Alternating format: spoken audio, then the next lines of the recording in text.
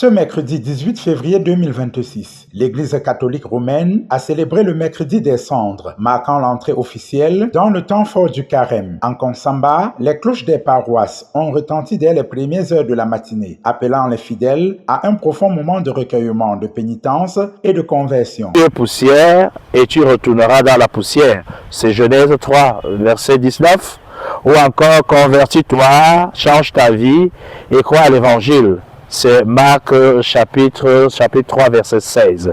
Donc les cendres en résumé représentent le symbole de la conversion, la reconnaissance qu'on est pécheur et qu'on doit changer de vie. À la paroisse Saint-Paul des Cantés, comme dans les différentes communautés chrétiennes de la ville, les fidèles ont répondu à l'appel. Dans un silence chargé d'émotions, prêtres et laïcs se sont rassemblés pour vivre ce rite symbolique et spirituellement intense. L'imposition des cendres sur le front des chrétiens, accompagnée de la parole forte et interpellante. Convertissez-vous et croyez en la bonne nouvelle. Un geste simple, mais lourd de sens, rappelant la fragilité de l'homme et l'infinie miséricorde de Dieu. Carême pour moi, c'est un temps de conversion. Il n'y a pas de place pour la haine.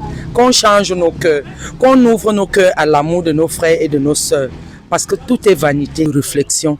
Un temps de revenir aux meilleurs sentiments, de regarder autour de nous ceux qui ont besoin de nous aimer entre nous. Le temps de carême, c'est un temps vraiment intense de prière, un temps de jeûne, un temps d'amour, un temps de pardon et surtout un temps de mort.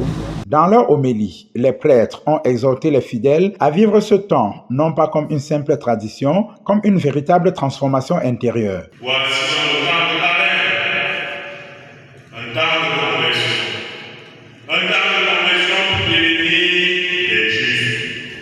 Et qu'au jour de résurrection, nous soyons capables de ressusciter avec le Christ. En ce début de carême 2026, les chrétiens de Konsamba affichent ainsi leur détermination à marcher vers la Pâque dans la foi, l'humilité et l'espérance, faisant de ce mercredi des cendres un puissant appel à la conversion et au renouveau spirituel.